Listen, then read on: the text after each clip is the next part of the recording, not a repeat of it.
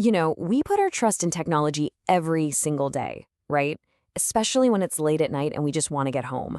But what happens when the app you're counting on glitches and connects you to something that is definitely not of this world? Today, we're going to tear into The Last Cab of Night.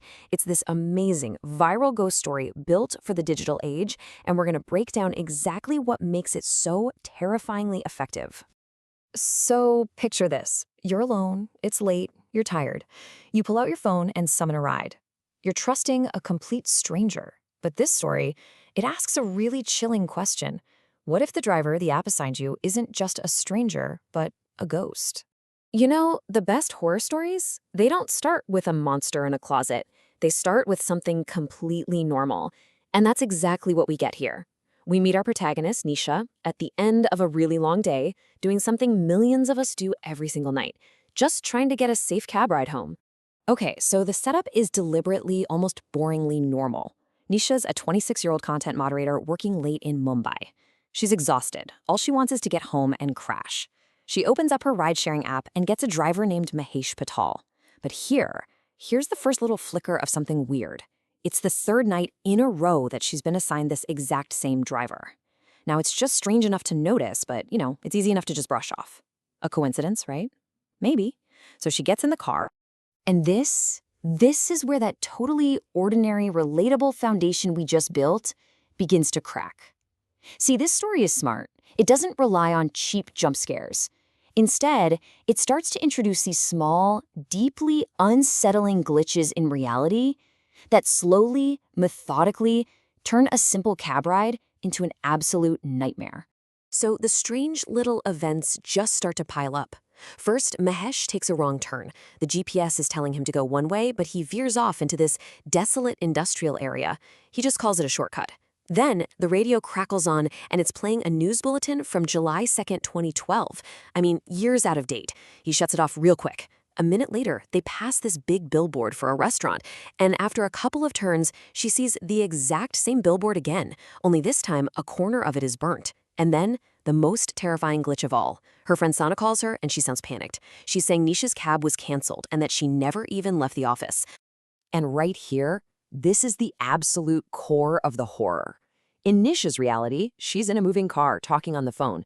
But in Sana's reality, who's standing right back at the office, the app says, driver not found.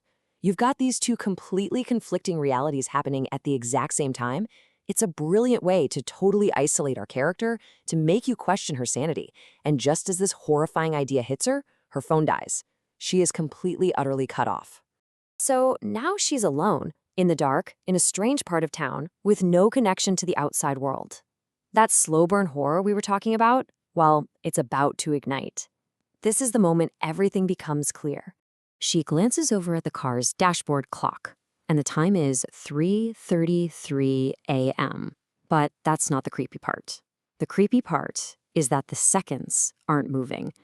The little digit is just frozen, blinking.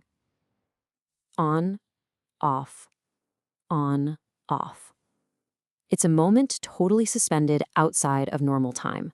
So Nisha finally builds up the courage to ask the question we're all thinking. Who are you?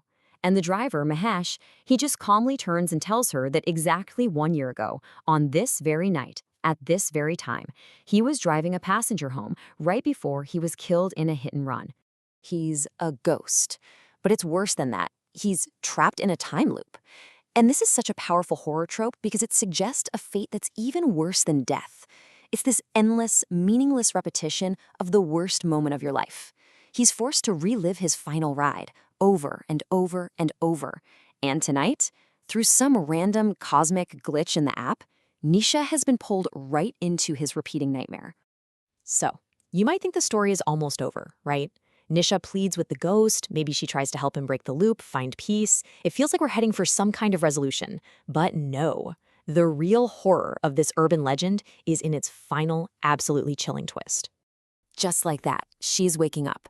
A security guard is gently shaking her shoulder. And the feeling is just this incredible whiplash, followed by relief.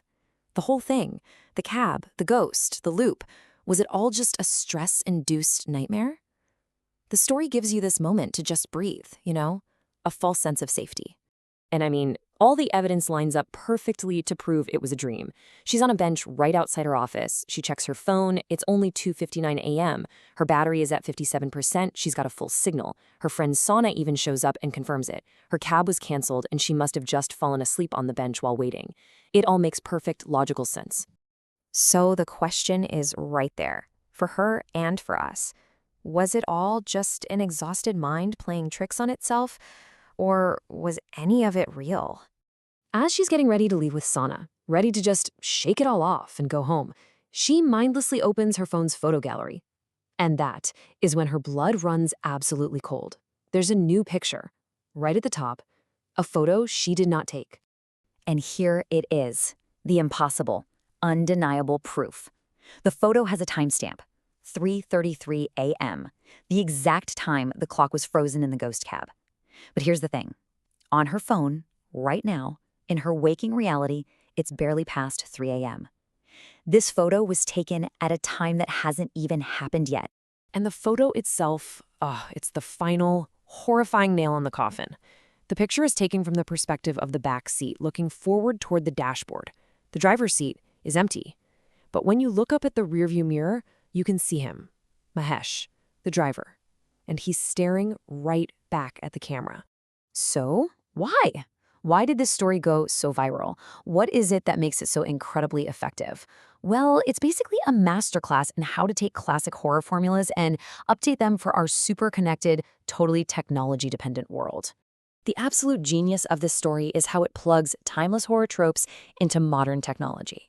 The ghostly hitchhiker isn't just some spooky figure on the side of a dark road. No, he's assigned to you by an algorithm in an app. The phantom vehicle isn't some mysterious black car. It's a totally normal sedan with a 4.8-star rating that's just gone off its GPS route. And the proof, the cursed object, it isn't some dusty old painting. It's a digital photo with an impossible timestamp, saved forever on your cloud. And that's really the key. The story takes this routine, everyday action, booking a cab on your phone, and it just injects it with this primal, supernatural dread. It leaves you with one really unsettling question. The next time you accept that last ride of the night, are you sure you know who or what is behind the wheel?